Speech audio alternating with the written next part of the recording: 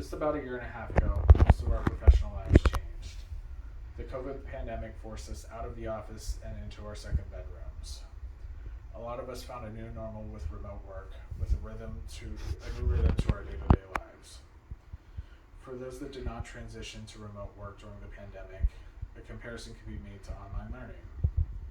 With the COVID vaccine bringing looser restrictions, I believe corporate America should stay the course with remote work, as the positives severely outweigh the negatives.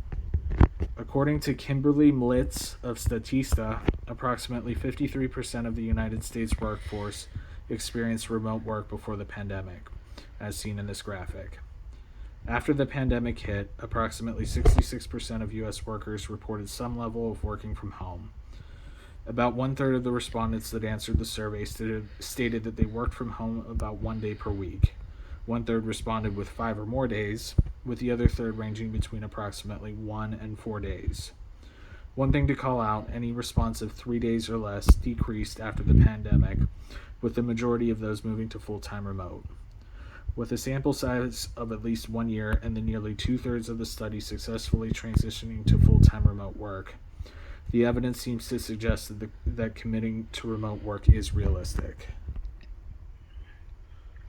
One concern for CEOs in full-time remote work is likely employee productivity. Sammy Caramella of Business News Daily provides a comprehensive list of ways to increase productivity while working from home. Tactics include taking breaks, following a schedule, keeping a to-do list, and eliminating distractions. Concerns may not stop there. Employees of Mazzitti and Sullivan EAP highlighted several disadvantages to remote work, including isolation, decreased employee visibility, decreased work-life balance, lack of relationship with coworkers, and increased distractions. While some of these disadvantages are specific to remote work, several of these are prevalent for in-office work as well. Employees making the transition to working from home are certainly not limited to any disadvantages. The benefits gained by remote work are expansive. Emily Courtney of Flex Jobs dives into an extensive list of advantages to working from home. This list includes less commuting stress, improved inclusivity, money savings, and increased productivity and performance. The improved inclusivity was particularly interesting.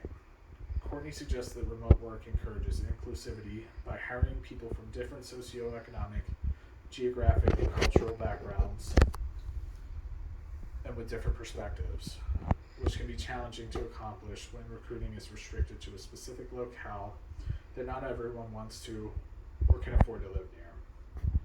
Benefits are not restricted for the professional world.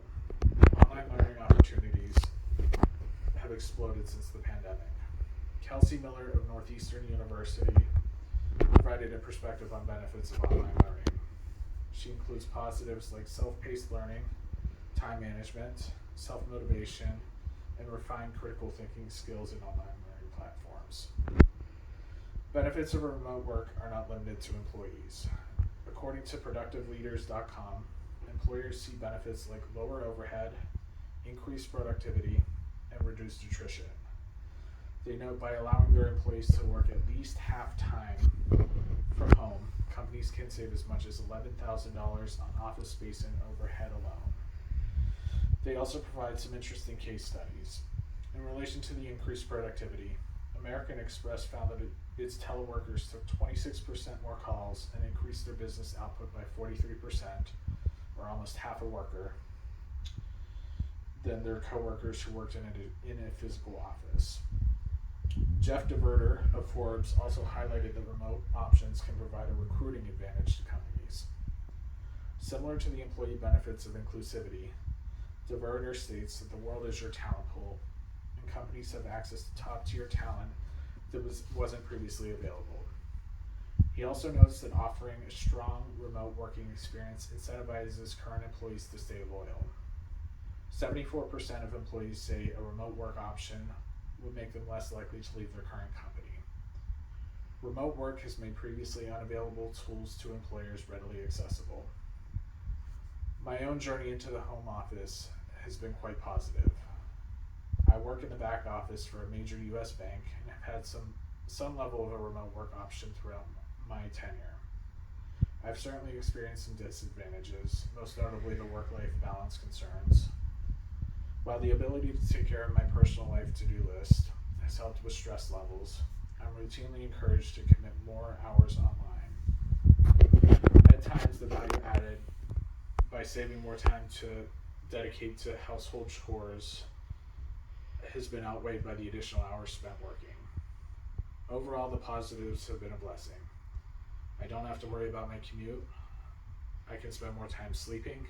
I'm comfortable in my own home, and I get to spend more time with my loved ones. Not to mention the clear monetary benefits like no money spent on commuting, eating out, or professional attire. It will be another serious adjustment if and when we have to return to the office. While the pandemic intensified it, remote work is not a new concept. Many companies already provided at least a part-time work from home option. Employees have just started to settle into their rhythm while working from home.